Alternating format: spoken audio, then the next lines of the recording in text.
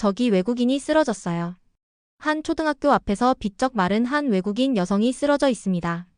그녀는 최근 들어 자주 실신을 하곤 했는데요. 이전에 경험했던 주위의 차가운 시선들이 주마등처럼 스쳐 지나가고 이제는 아무런 기대도 하지 않은 채 그저 땅바닥에 누워 있을 뿐입니다. 혹시 그녀에게 심각한 병이 찾아온 것일까요? 그녀는 계속 이렇게 길 한가운데 누워 있어야만 하는 걸까요? 오늘의 감동사연 시작합니다. 안녕하세요. 저는 미국 컬럼비아 대학교에서 아동 발달 심리학을 연구하는 사라 윌슨입니다. 오늘은 제가 경험한 특별한 이야기를 여러분과 나누고 싶어요. 햇살이 따스하게 비치던 어느 가을날, 저는 평소처럼 연구실에서 논문을 검토하고 있었습니다. 책상 위에는 제가 최근에 발표한 동아시아 청소년의 도덕성 발달이라는 논문이 놓여 있었죠. 창밖으로는 단풍이 물들기 시작한 캠퍼스가 보였어요. 제가 이 분야를 연구하게 된 건 가슴 아픈 기억 때문이었습니다. 중학교 시절 제 가장 친한 친구 제시카가 학교 폭력으로 세상을 떠났거든요. 조용하고 착했던 제시카는 몇몇 아이들의 지속적인 괴롭힘에 시달렸습니다. 당시 저는 곁에서 지켜보기만 했죠. 무서웠던 걸까요? 아니면 어떻게 해야 할지 몰랐던 걸까요? 그저 아무것도 하지 못했다는 자책감에 오랫동안 괴로웠습니다. 시간이 흐르면서 깨달았습니다. 도움이 필요한 아이들의 마음을 더 깊이 이해하고 그들을 제대로 도울 수 있는 방법을 찾고 싶다고요. 그래서 아동 심리학이라는 학문을 선택했고 지난 20년간 아이들의 마음을 연구해왔습니다. 그날도 평소와 다름없는 하루가 될 거라 생각했어요. 하지만 운명처럼 찾아온 손님이 있었습니다. CBS 방송국의 마이클 브라운 프로듀서였죠. 마이클은 다큐멘터리 제작을 위해 전 세계의 교육 현장을 취재하고 있었습니다. 윌슨 교수님, 정말 놀라운 발견을 했습니다. 최근 미국의 청소년 폭력 통계를 분석하다가 특이한 패턴을 발견했거든요. 동아시아계 학생들 사이에서는 이런 문제가 거의 발생하지 않더군요. 마이클의 말에 저도 고개를 끄덕였어요. 실제로 제 연구 결과를 보면 동아시아의 교육은 단순한 지식 전달을 넘어서는 무언가가 있었거든요. 특히 공동체 의식과 타인을 배려하는 마음가짐이 자연스럽게 형성되는 것을 발견했습니다. 우연히도 그때 한국계 미국인인 데이비드 김 교수가 연구실에 들렀어요. 데이비드는 동서양의 교육을 모두 경험한 특별한 시각을 가진 소중한 동료입니다. 사라, 이건 정말 중요한 발견이에요. 동아시아의 교육에는 우리가 놓치고 있는 핵심 가치가 있어요. 단순히 공부만 잘하는 게 아니라 인성 교육이 자연스럽게 이루어지고 있거든요. 마이클은 우리의 대화를 주의 깊게 듣더니 놀라운 제안을 했습니다. 일본, 중국, 한국의 초등학교를 직접 방문해서 현장 실험을 진행하자는 거였어요. 단순한 관찰이 아닌 실제 상황에서 아이들의 반응을 보자는 겁니다. 그 순간 제 가슴이 뛰기 시작했어요. 수년간의 연구를 실제로 검증해 볼 수 있는 기회였으니까요. 각국의 교육이 만드는 차이를 직접 확인할 수 있다는 생각에 설렘이 밀려왔습니다. 무엇보다 이 프로젝트가 특별하게 느껴진 것은 단순한 연구를 넘어 실질적인 변화를 만들어낼 수 있을 것 같았기 때문입니다. 동아시아의 교육에서 배울 점을 찾아 미국의 교육 현장에 적용한다면 제2, 제3의 제시카가 생기는 것을 막을 수 있지 않을까요? 우리는 며칠 동안 실험 방법을 고민했습니다. 아이들의 자연스러운 반응을 이끌어내면서도 윤리적인 문제가 없어야 했죠. 데이비드의 제안으로 학교 앞에서 외국인 여성이 갑자기 쓰러지는 상황을 연출하기로 했습니다. 이 역할은 배우 리사 파커가 맡게 되었어요. 리사는 현지 언어는 모르지만 간단한 몸짓으로 도움을 요청하는 연기를 하기로 했습니다. 각국의 교육부 허가도 받았고 현지 학교와도 협의를 완료했으며 자문을 구할 현지 교수도 섭외했습니다. 드디어 첫 촬영지인 일본으로 향하는 비행기에 올랐습니다. 창밖으로 붉게 물드는 저녁 하늘을 바라보며 앞으로 만나게 될 아이들의 모습을 상상했습니다. 과연 어떤 모습을 보게 될까요? 설렘 반 긴장 반인 마음으로 도쿄를 향했습니다. 도쿄 하네다 공항에 내리자마자 감탄이 절로 나왔습니다. 반짝반짝 빛나는 공항 바닥, 친절한 미소로 인사하는 직원들. 미국의 일반적인 공항처럼 시설은 조금 노후화되어 있었지만 모든 것이 깔끔하게 정돈되어 있었죠. 역시 일본이구나 하는 생각이 절로 들었습니다. 하지만 그 환상이 깨지는 데는 그리 오래 걸리지 않았습니다. 인터넷으로 예약한 호텔에 도착하자마자 황당한 일을 겪었거든요. 사진으로 본 넓은 방은 온데간데였고 몸을 겨우 돌릴 수 있는 좁디좁은 공간이 저희를 맞이했습니다. 항의를 하자 직원은 허리를 90도로 굽히며 대단히 죄송합니다를 연신 반복했습니다. 표정은 무척 안타까워 보였지만 해결책은 전혀 제시하지 않았죠. 설상가상으로 샤워기에서는 찬물만 나왔습니다. 프론트에 다시 전화를 걸자 이번에는 다른 직원이 나와서 똑같은 말만 되풀이했어요. 대단히 죄송합니다만 지금은 어떻게 해드릴 수가. 어이가 없어서 말문이 막혔습니다. 결국 그날 저녁 찬물로 씻은 후 촬영팀과 함께 호텔 주변 식당을 찾아갔어요. 주문한 음식이 나왔는데 간도 제대로 안 되어 있고 양도 터무니없이 적었습니다. 이래서는 너무 부족할 것 같은데 좀 더 주문할까요? 데이비드가 말했습니다. 추가 주문은 저희의 인내심을 테스트하는 것 같았습니다. 뒤늦게 온 홀서빙 직원이 추가 메뉴를 종이에 적어 주방으로 들어갔지만 10분, 20분. 시간이 흘러도 음식은 나오지 않았습니다. 한참을 기다린 후에야 음식이 나왔지만 이미 배고픈 마음도 식욕도 사라진 뒤였죠. 이게 바로 일본이에요. 데이비드가 쓴웃음을 지으며 말했습니다. 미안하다고 90도로 인사는 하지만 실제로는 전혀 미안해하지 않아요. 겉으로는 친절하고 정중해 보이지만 결국 자기들 방식대로만 하죠. 이런 이중성이 일본 문화의 특징이에요. 그 말을 듣는 순간 머리를 한 대 맞은 것 같았습니다. 지금까지 본 모든 게 쇼였다는 걸 깨달은 거죠. 완벽해 보이는 겉모습 뒤에는 차가운 냉정함이 숨어 있었고 정중한 인사와 미소 뒤에는 진정성이라고는 찾아볼 수 없었습니다. 그제서야 일본의 진짜 모습이 보이기 시작했어요. 하지만 진짜 충격은 그 다음 날부터였습니다. 도쿄 시내 초등학교 앞에서 시작된 우리의 실험. 늦가을에 쌀쌀한 비가 내리던 오후 학교 시간에 맞춰 리사가 학교 앞에서 쓰러졌습니다. 우산을 쓴 아이들이 줄지어 나오는데 리사 주변으로 차가운 빗물이 흥건히 고이고 있었어요. 하지만 아이들은 마치 길바닥의 돌멩이라도 보듯 무심하게 지나갔습니다. 누군가는 힐끗 쳐다보기도 했지만 이내 고개를 돌리고 발걸음을 재촉할 뿐이었죠. 1시간 정도가 지났을까요? 우산을 나눠 쓴 한 엄마와 딸이 지나가다 리사를 발견했습니다. 딸아이는 무표정하게 지나치려 했지만 엄마는 잠시 망설이다 리사에게 다가왔어요. 괜찮으신가요? 그런데 그 말투와 표정이 참 인상적이었습니다. 돕고는 싶지만 너무 개입하고 싶지는 않다는 듯한 마치 선을 그으며 거리를 두는 듯한 미묘한 뉘앙스가 느껴졌어요. 결국 그 어머니는 잠시 망설이다가 조심스럽게 말했습니다. 죄송하지만 제가 경찰서에 연락해드리는 게 좋을까요? 그 모습을 본 딸아이는 엄마의 소매를 잡아당기며 엄마, 우리 약속 있잖아요 라고 재촉했습니다. 어머니는 마지막으로 한 번 더 미안하다는 말을 남기고는 서둘러 그 자리를 떠났어요. 시미즈 교수는 마치 당연하다는 듯 차갑게 말했습니다. 우리 일본에서는 이게 가장 올바른 방식입니다. 남의 일에 과도하게 관여하는 건 좋지 않아요. 도움이 필요해 보이더라도 적절한 선을 지키는 게 예의죠. 그 어머니의 행동도 사실은 조금 과했다고 봅니다. 그 순간 등골이 오싹해졌습니다. 인간적인 온기마저 적절한 선이라는 잣대로 재단하는 이 차가운 마음가짐. 시미즈 교수의 말투에서 일본 교육의 실체가 적나라하게 드러난 것 같았어요. 마지막 날 호텔에서 체크아웃할 때도 비슷한 경험을 했습니다. 아직 시간이 30분이나 남았는데도 청소부는 90도로 허리를 굽히며 퇴실 시간은 10시까지입니다 라고 정중하게 압박했죠. 도쿄의 마지막 밤 화려한 네온사인 아래 서서 생각했습니다. 처음 이곳에 도착했을 때의 기대감이 무색하게 이제는 이 반짝이는 불빛조차 가식적으로 보였어요. 다음 목적지는 중국이었습니다. 하지만 일본에서 받은 충격이 너무 커서 앞으로의 여정이 걱정되기 시작했습니다. 베이징 공항에 도착한 순간 숨이 막힐 것 같았습니다. 뿌연 스모그로 하늘이 보이지 않았고 코를 찌르는 악취가 가득했어요. 일본의 깔끔했던 모습은 온데간데였고 사람들은 서로 밀치며 소리를 지르고 있었습니다. 1시간 넘게 입국 심사를 기다린 끝에 겨우 수속을 마쳤어요. 이제 좀 숨을 돌릴 수 있겠다 싶었는데 짐을 찾으러 가는 길에 또 다른 충격을 맞닥뜨렸습니다. 제 옆으로 달려가던 중국인 남성과 세게 부딪혔는데 사과는커녕 오히려 왜 거기 서 있어서 부딪히게 만드냐 며 소리를 질러대는 게 아니겠어요. 더 놀라운 건 주변 사람들이 그 모습을 보고도 전혀 이상하게 생각하지 않는다는 거였죠. 겨우 짐을 찾아 공항을 빠져나왔는데 이번엔 택시 승강장에서 또 한바탕 소동이 벌어졌습니다. 새치기는 기본이고 서로 고함을 지르며 다투는 모습에 정신이 혼미해질 지경이었죠. 한참을 기다린 끝에 겨우 택시에 올랐는데 이게 또 다른 시련의 시작이었습니다. 택시기사는 신호도 무시한 채 속도를 내더니 갑자기 요금이 미터기의 2배라고 우겨댔죠.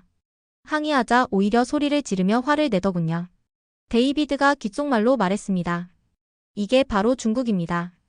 큰 목소리와 돈이면 다 된다는 생각이 지배적이에요. 첫날 저녁 하루 종일 이어진 충격에 지친 우리는 호텔 직원이 추천한 현지 식당으로 향했습니다. 문을 열자마자 귀를 찌르는 고함 소리에 놀랐어요. 옆 테이블에서는 10명 남짓한 중국인들이 술에 취해 고성방가를 하고 있었죠. 어머나, 리사가 놀란 목소리로 말했습니다. 그들은 음식을 개걸스럽게 먹으며 여기저기 튀기고 먹다 남은 뼈는 그대로 바닥에 퇴퇴 뱉어내고 있었어요. 마치 시장 바닥 같은 광경이었습니다. 차마 눈 뜨고 못 볼 정도였죠. 간신히 속을 누르고 음식을 주문했는데 제 눈을 의심할 수밖에 없었어요. 따끈한 국수 한 그릇이 도착했는데 그 위로 검은 파리 한 마리가 유유히 떠다니고 있었거든요. 경악한 채 직원을 불렀더니 그녀는 국수를 들여다보더니 대수롭지 않다는 듯 말했습니다. 이거요? 그냥 건져내고 드시면 되는데 뭐가 문제인가요? 그 순간 속에서 뭔가가 확 올라왔어요. 데이비드는 얼굴이 하얗게 변한 채 자리에서 일어났습니다. 결국 우리 일행 모두는 그날 저녁을 굶어야 했죠. 밤새 속이 메스꺼워 잠도 제대로 이루지 못했습니다. 다음 날 아침 베이징 시내의 한 초등학교로 향했습니다.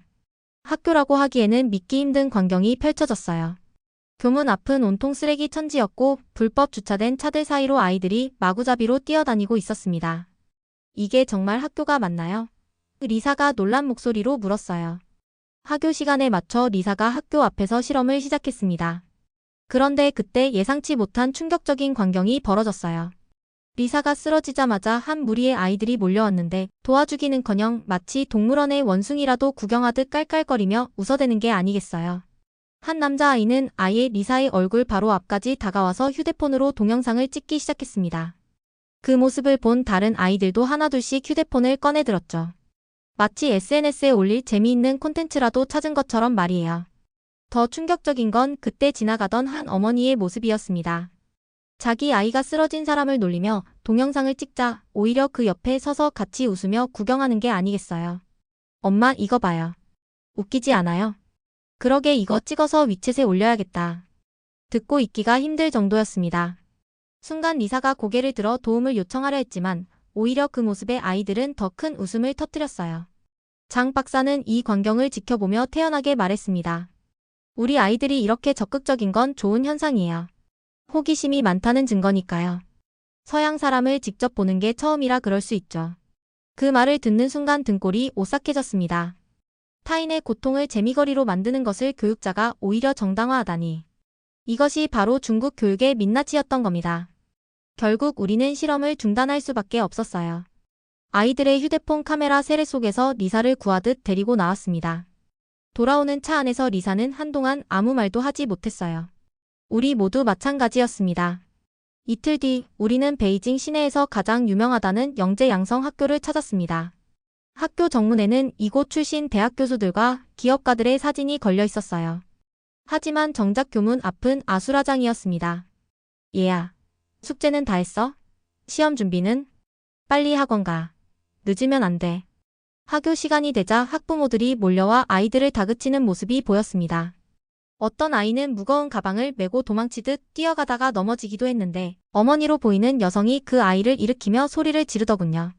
그때 리사가 연기를 시작했습니다. 쓰러진 리사 옆으로 한 아이가 지나가다 발을 멈췄어요. 그런데 그 순간 그 아이의 어머니가 손목을 확 잡아 끌며 말했습니다. 남 도울 시간에 공부나 해. 너 이번에도 1등 못하면 아빠한테 혼난다고 했지? 더 놀라운 건 그 뒤였어요. 한 남학생이 리사에게 다가와 영어로 말을 걸었습니다. 아, 정말. 왜 하필 여기서 쓰러져요? 저 어학원 늦었단 말이에요. 길 막지 말고 비키세요. 그 모습을 본 장 박사는 오히려 흐뭇해하며 말했습니다. 봐요, 우리 아이들 영어 실력이 이렇게 좋습니다. 남을 도울 시간에 공부하는 게 맞죠. 이게 바로 중국의 교육 경쟁력입니다. 그 말을 듣는 순간 머리가 핑 돌았습니다. 인성은 전혀 고려하지 않은 채 성적과 경쟁만을 강요하는 이런 교육이 과연 올바른 걸까요? 중국에서의 마지막 날, 우리는 더 이상의 실험이 무의미하다고 판단했습니다. 이틀 동안 본 광경들은 충격을 넘어 참담함 그 자체였으니까요. 숙소에서 짐을 정리하는데 문득 창밖이 시끄러워졌습니다. 길 건너편 식당에서 손님들이 싸움을 벌이고 있었어요. 깨진 병 소리와 고성이 오가는데도 사람들은 그저 스마트폰으로 동영상이나 찍을 뿐이었습니다. 어제 본 학교 앞 풍경과 똑같았죠. 이제 보니 어른들의 모습이 고스란히 아이들에게 전해지는 것 같아요. 데이비드가 한숨을 쉬며 말했습니다. 타인의 고통은 그저 구경거리일 뿐이고 오직 자신의 이익만 중요한 거죠. 베이징을 떠나는 비행기 안에서 지난 며칠을 돌아보니 머리가 지끈거렸습니다. 일본에서 본 차가운 이중성에 중국에서의 적나라한 이기심까지. 이런 모습들이 동아시아의 표본이라면 한국은 또 어떤 실망감을 안겨줄까요? 비행기 창밖으로 펼쳐진 어두운 하늘을 바라보며 한숨만 나왔습니다. 벌써부터 피로가 밀려왔어요. 더 이상의 충격과 실망을 감당할 자신이 없었지만 이제 돌이킬 수는 없는 상황. 지친 마음을 부여잡고 한국으로 향했습니다. 인천공항에 도착했을 때는 이미 늦은 오후였습니다. 피곤한 몸을 이끌고 입국장을 빠져나오는데 의외의 광경을 마주했어요. 질서정연하게 줄 서 있는 사람들, 친절하게 길을 안내하는 직원들. 일본처럼 형식적이지도 중국처럼 무질서하지도 않은 모습이 신선했습니다. 서울의 한 초등학교로 향하는 길 거리는 깔끔했고 택시기사님은 친근하게 한국의 교육에 대해 이야기를 들려주었습니다. 그분의 딸도 초등학교 교사라고 하더군요. 우리나라 애들이 좀 순수해요. 공부도 열심히 하지만 예의도 바르고. 택시기사님의 말에 그저 미소로 답할 수밖에 없었습니다. 지난 며칠간의 경험 때문일까요? 왠지 의심부터 들었어요. 드디어 첫 실험이 시작됐습니다. 서울의 평범한 초등학교 앞이었어요. 하교 시간 리사가 학교 앞 횡단보도 근처에서 갑자기 쓰러졌습니다. 솔직히 말하면 이번에도 실망할 준비를 하고 있었죠. 그런데 아저씨, 저기 외국인 선생님이 쓰러지셨어요. 한 남자아이가 큰 소리로 외치더니 주변에 있던 친구들과 함께 리사에게 달려갔습니다. 순식간에 5명 정도의 아이들이 모여들었어요. 괜찮으세요? 영어로 어떻게 물어보지? 빨리 번역 앱을 실행해봐. 내가 보건소 선생님한테 가서 말씀드릴게. 아이들은 서로 역할을 나누어 가며 리사를 돕기 시작했습니다. 누군가는 가방을 베개 삼아 받쳐주고 또 다른 아이는 손부채질을 해주었어요. 한 여학생은 자신의 물병을 건네주었고요. 저는 그저 멍하니 그 광경을 바라볼 수밖에 없었습니다. 일본에서처럼 모른 척 지나치지도 중국에서처럼 구경거리로 만들지도 않았어요. 그저 순수하게 어려움에 처한 사람을 돕고 있었죠.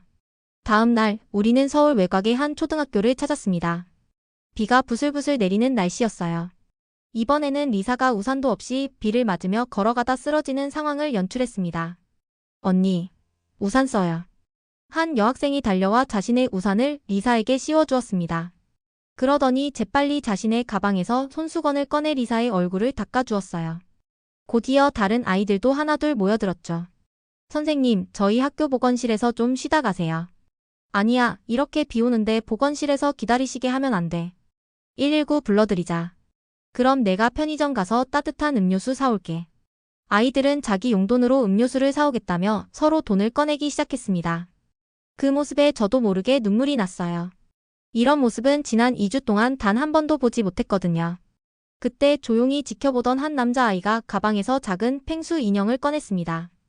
저기 선생님. 제가 좋아하는 펭수인데요. 이 친구랑 있으면 기분이 좋아질 거예요.